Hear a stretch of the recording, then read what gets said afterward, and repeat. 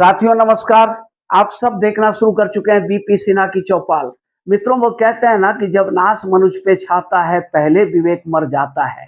ये कहावत जो है ये कांग्रेस पार्टी और उसके युवराज पर 100% सटीक बैठती है। कांग्रेस पार्टी के युवराज श्रीमान राहुल गांधी, जो जिनकी उम्र तो 55 की हो गई है, पर दिल और दिमाग आज भी बचपन में ही रह गई है। वो आज भी छोटा भीम में ही व्यस्त हैं। Politically he is not matured till date. वो आज तक पॉलिटिकली मैच्योर्ड नहीं हो पाए।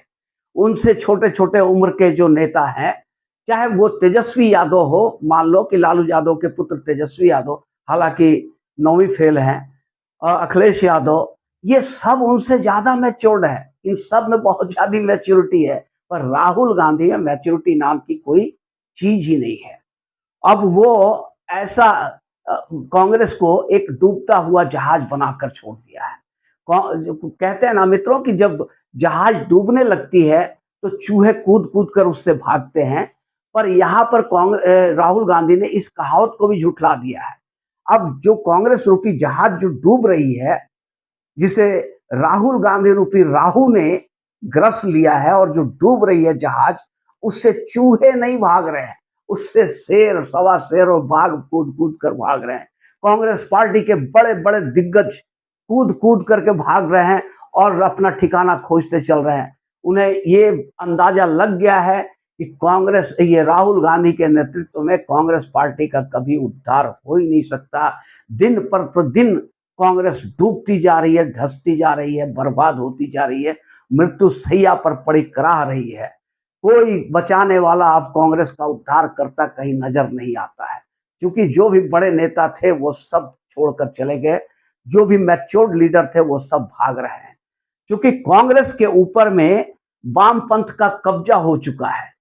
जो जयराम रमेश के नेतृत्व में वामपंथियों ने पूरा घेर लिया है राहुल गांधी को, और जैसे कन्हैया कुमार जैसे लोग, जो टुकड़े टुकड़े गैंग के सदस्य थे, जो भारत तेरे टुकड़े हो गए के नारा लगाने वाले लोग, आज राहुल के इर्द गिर्द नजर आते हैं, राहुल गांधी के, और इन्हीं लोगों के सलाह पे चल रहे हैं। तो ये विकृत मानसिकता वाले लोग हैं वामपंथी। इनकी पूरी दुनिया से इनकी बोरिया बिस्तर समेट दी गई है। भारत में भी वही अपनी विकृत मानसिकता वाले काम ही कर रहे हैं।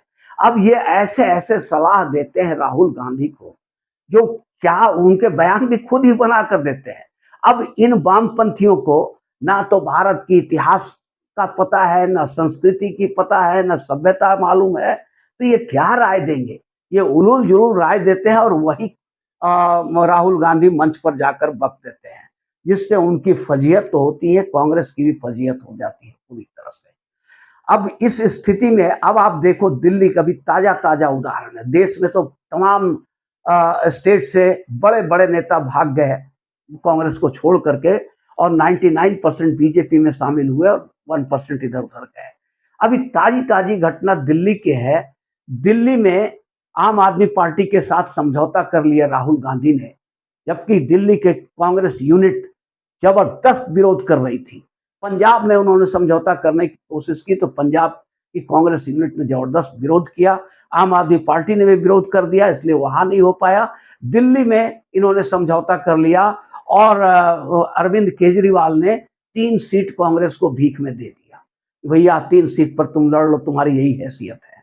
अब उस 3 सीट में भी जो दिल्ली के कार्यकर्ता थे, नेता थे, जो इन विपरीत परिस्थिति में भी, जब कांग्रेस को कोई पूछने वाला नहीं है, उन परिस्थितियों में भी दिल्ली के जो वरिष्ठ कांग्रेसी नेता थे, चाहे अरविंदर सिंह लवली हो, चाहे संदीप दीक्षित हो, चाहे अजय माकन हो, ये सब लोग प्राणपण से कांग्रेस के लिए कोशिश कर रहे थे, मेहनत कर रहे थे।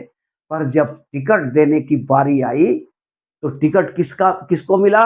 3 सीट में 2 बाहरी को मिल गया, एक कन्हैया कुमार को और एक उदित राज को। अब ये लोग जो है लुटे पिटे देखते रह गए कि ये हुआ क्या। भाई हमने मेहनत किया, हमने सब कुछ किया, सब कुछ हम लोग कर रहे हैं, और ये फल खाने के लिए कन्हैया कुमार और उदित राज को राहुल गांधी ने यहाँ टपका दिया। अब जो हिसाब बना, विरोध जबरदस्त हुआ दिल्ली में भी। एक परिचय मीटिंग कराया गया कन्हैया कुमार के साथ कांग्रेस के कार्यकर्ताओं का, एक मीटिंग रखी गई जिसे परिचय मीटिंग कहा गया, इंट्रोडक्शन मीटिंग कहा गया। उस मीटिंग में कन्हैया कुमार की वो फजीहत हुई, वो हाल हुई, पीटे नहीं, पीटते-पीटते बच गए, मगर गालियों की बौछार हो गई। एक से एक गालियाँ रिजर्व कोटे से निकाल करके संदीप दीक्षित और बाकी कांग्रेस कार्यकर्ताओं ने दिया, और मंच पर बैठे हुए कांग्रेसी नेता जो मंच पर बैठे हुए थे सब मुस्कुरा कर सुन रहे थे। किसी ने रोकने की कोशिश नहीं की। इतना जबरदस्त विरोध हो चुका है, दिल्ली विरोध फैल गया है दिल्ली यूनिट में कांग्रेस का।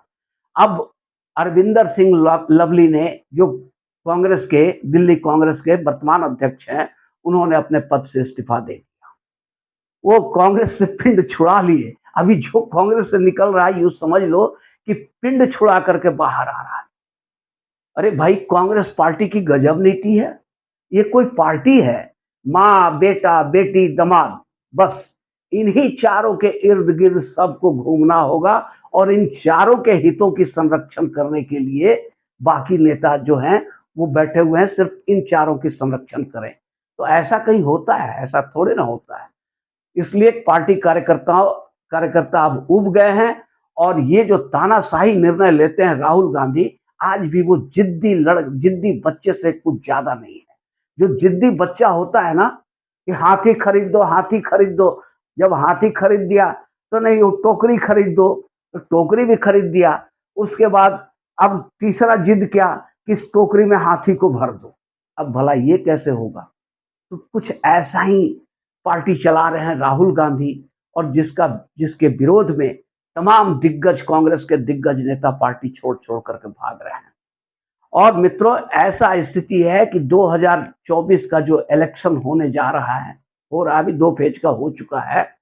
2 फेज में ही कांग्रेस को समझ में आ गई कि हमारी स्थिति क्या होने जा रही है, और कांग्रेसी भी छोड़ करके भागना शुरू कर दिए। तो कल तक जो लोग ये लोग चिल्ला रहे थे लोग, कि भाई कम वोटिंग हो रही है, बीजेपी हार रही है, बीजेपी का वोट नहीं पड़ रहा है, आज देखो कौन भाग रहा है। स्थिति सबको समझ में आ गई है कि बीजेपी इतिहास बनाने जा रही है। 4 जून को मित्रों, जब रिजल्ट निकलेगा, बीजेपी एक नया इतिहास रच देगी। आज तक जो बीजेपी को कहा जाता था कि नॉर्थ इंडिया की पार्टी है, पहले बीजेपी को शहरी पार्टी कहा जाता था, अब शहर गांव दोनों में आ गया, तो बीजेपी को नॉर्थ इंडिया की पार्टी कही जाती थी। इस बार 4 जून को जो रिजल्ट आएगा, तब ये साबित होगा कि बीजेपी नॉर्थ का, साउथ का या ईस्ट वेस्ट का नहीं, बल्कि संपूर्ण भारत का अखिल भारतीय पार्टी बनकर उभरेगी, और एक नया इतिहास रचेगा। 4 जून को आप सब देखेंगे मित्र, कि कितनी बड़ी जीत हुई है बीजेपी की। और आगे अभी 2047 तक का तो जो टाइम मोदी जी ने दिया है, तो कुछ होने जाने वाला है नहीं। कांग्रेस भी समझ रहे हैं, कांग्रेसी भी समझ रहे हैं, इसलिए छोड़ करके भाग रहे हैं। और अब मित्र ऐसा है कि चलने का समय। साथियों, अगर ये वीडियो अच्छा लगा हो तो एक लाइक और चैनल को सब्सक्राइब जरूर कर दें। धन्यवाद।